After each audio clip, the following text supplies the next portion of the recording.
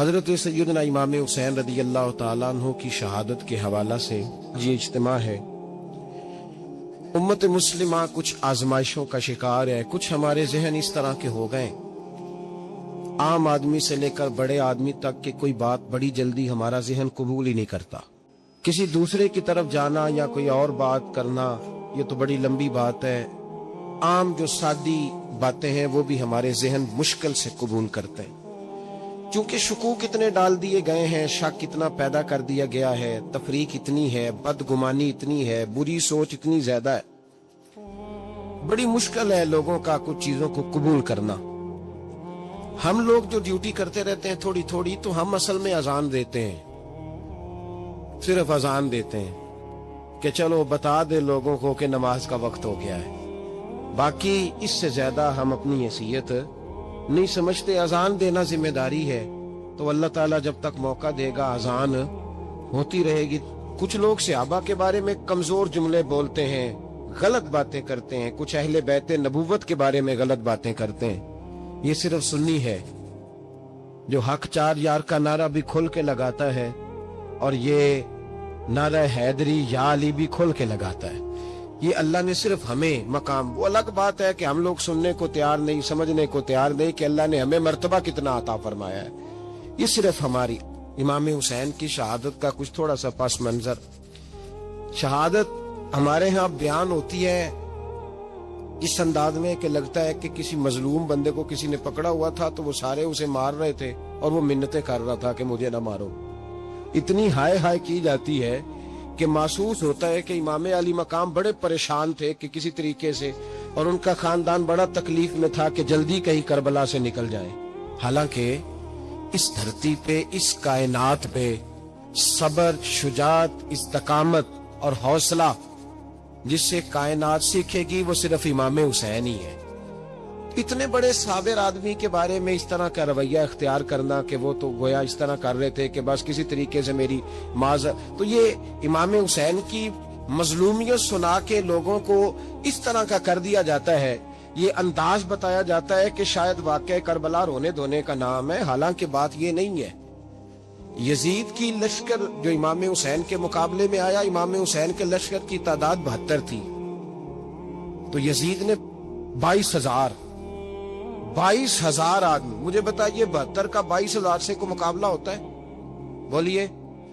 عمر بن سعد نے پھر عبید اللہ ابن زیاد کو لکھا کہ 22,000، بڑا عجیب اس کا مزاج تھا۔ یہ چلاک لوگ زندگی میں ہمیشہ دھوکہ کھاتے ہیں، چلاکیاں انسان کو گراتی ہیں اور اتنا منہ چھیل جاتا ہے کہ منہ پہچانا ہی نہیں جاتا۔ بندہ اپنے آپ کو رب رسول کے حوالے کر دے تو اللہ بڑی بہترین جزائیں عطا کرتا ہے۔ یہ لوگ تیزی دکھاتے ہیں بعض، تو یزید بھی تیزی دکھانے والا تھا۔ اس نے ہن اللہ خیر کرے جڑا نماز پڑھائے ہو مولوی، تو جڑا ٹل پائے ہو پیر، جڑا مہینہ نہ نائے چھوٹا پیر، تو جڑا 6 مہینے نہ نائے ہو بڑا پیر، کہتے بابا پہنچے ہیں، کڑے چھڑے جو پہن لیے۔ بھائی امام حسین تو نمازیں پڑھاتے تھے، مولا علی تو نمازیں پڑھاتے تھے، مسجد کے خطیب تھے، اب اس کو تو مولوی کہہ دیا جاتا ہے بیچارے کو۔ تو ملنگ کون ہوتا ہے جی؟ کہتے جڑا کپڑے کٹ پائے۔ کیا تماشا ہے، قوم جدھر دل کرتا ہے نکل جاتی ہے۔ یاد رکھیں، ووٹ برادری کا نہیں ہوتا، ووٹ برادری کا نہیں، ووٹ دین کا ہوتا ہے۔ جو بندہ دین کے، ملت کے، مذہب کے معیار پہ پورا نہ ہوتے اسے حکمت کے تحت بھی ووٹ دینا جائز۔ ہاں یہ بات سچی ہے تو بہرحال سچی ہے، یہ یاد رکھ لے۔ ہمارے ووٹ سے کوئی ایم این اے، ایم پی اے جتنے ظلم کرے گا، ووٹ دینے والا اس کے ظلم میں شریک ہوگا، بالکل 100%۔ یہ لکھ لیں بات۔ ہم اس وقت بڑی جلدی، پتہ نہیں ہمیں کیا مسئلہ ہو جاتا ہے، اتنا اتنی مصیبت انہیں نہیں بنی ہوتی، نہیں یہاں بنی ہوتی ہے۔ خدا کا خوف کریں۔ امام علی مقام ووٹ ہی مانگ رہا تھا نا یزید، اور پھر اس نے بڑے بڑے لالچ دیے۔ اس نے کہا کہ آپ 5-4 صوبے ہیں جس کی گورنری مرضی رکھ لیں، دولت آپ کی مرضی کی۔ تو پھر آج ہمیں بھی لوگ مشورہ دیتے ہیں، کہتے ہیں مسجد میں سیاست نہیں ہونی چاہیے۔ میں نے کہا کیا کریں، یہ امام حسین ہمیں مجبور کر گئے، کوئی نہ کوئی بات کرنی پڑی جاتی ہے۔ امام علی مقام نے فرمایا چھپ کے ووٹ کی بات، بیعت کی بات نہیں ہو سکتی۔ آپ نے جا کے لوگوں سے مکھے، بڑے کم لوگ ہوتے ہیں، بڑے کم لوگ، جسے زندگی ہو پیاری وہ یہیں سے لوٹ جائے۔ میرے قافلے میں شامل کوئی کم ظرف نہیں ہے، बड़े कम लोग होते हैं जो इरादों के, वादों के, हमेशा साथ चलने के पक्के होते हैं, वरना बड़े लोगों को गर्मी लगने लगती है, बड़े लोगों की मुश्किलात आती हैं, बड़े लोग ऐसे होते हैं जिनकी मजबूरियां बन जाती। कहा हुजूर वो हर बंदा नहीं कहता असी वैसे उंज ना उंज असी हिमायत फराडियां दी करन डे हैं, तो फिर छड़ दे क्यों नहीं हैं, उंज धोखेबाज ही इन्हें कराया उंज कख नहीं, तो फिर छोड़ दो जान, तुम ही छोड़ दो।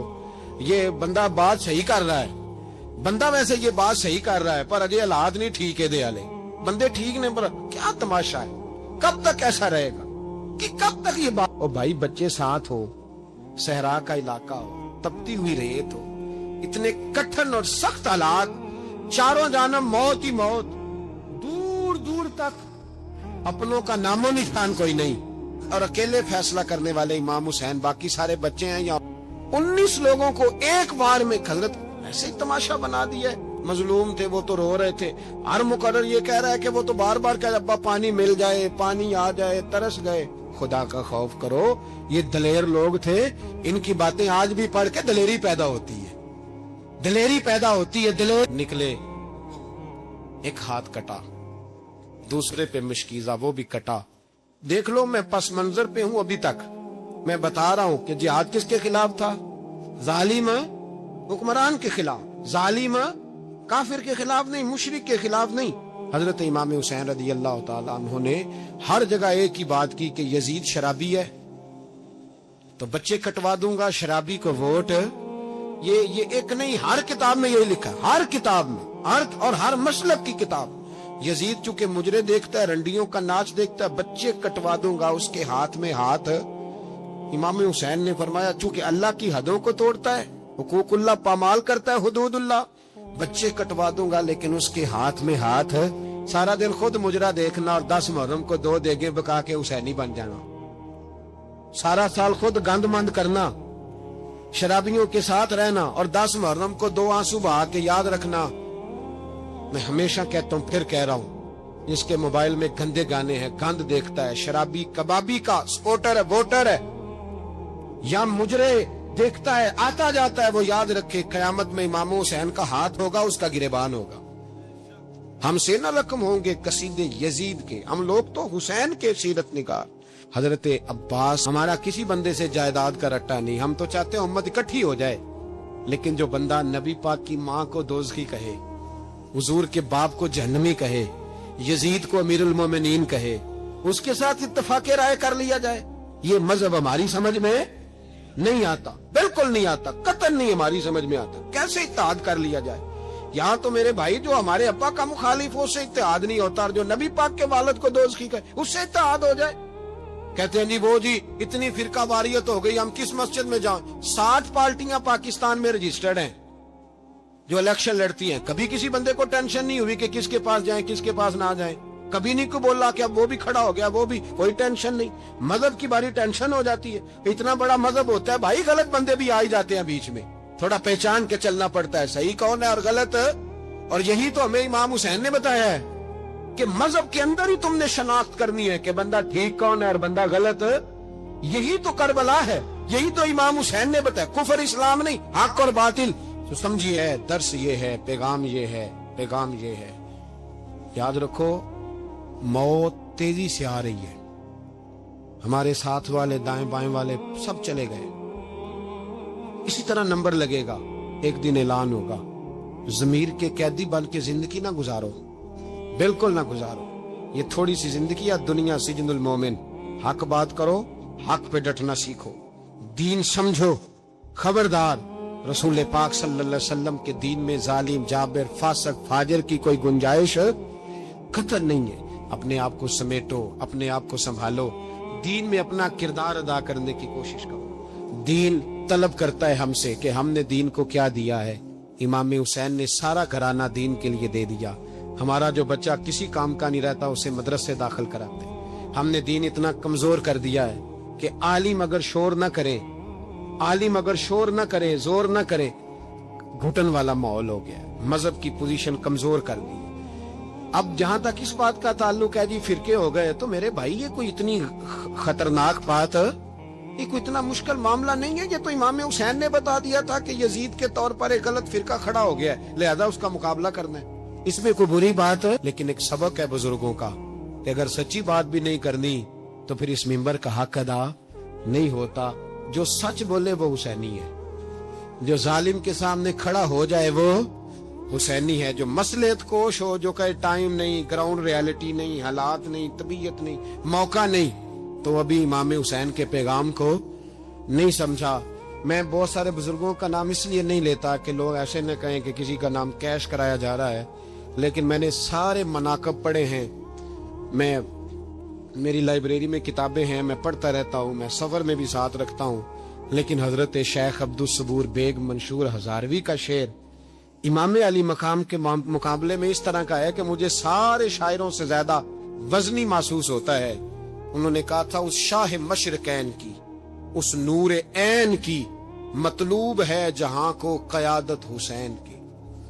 دیکھیے ذرا حسن، اور ہر سو یزیدیوں کا زمانے میں زور ہے، ایک دو جگہ پہ نہیں، ہر سو یزیدیوں کا زمانے میں زور ہے۔ منشور آج پھر ہے ضرورت حسین کی، آج پھر ہے ضرورت ہے، آج لوگ حسینی بنے، امام حسین کے نقش قدم پر۔ وہ کہتے ہیں زور ہو گیا یزیدیوں کا، یہ ہمارے بزرگ ہمیں بتا گئے۔ مسجد کی طرف توجہ کرو، اپنے بچوں کی نگہبانی کرو۔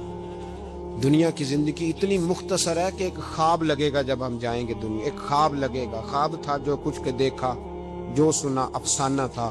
اہل بیت نبوت کا اسوہ عبادت ہے، ریاضت ہے، پردہ ہے، پرہیزگاری ہے، اس پر توجہ کریں۔ جن کی بچیاں سر نہیں ڈھانپتی وہ 10 محرم کو بے شک دیگ نہ پکایا کریں۔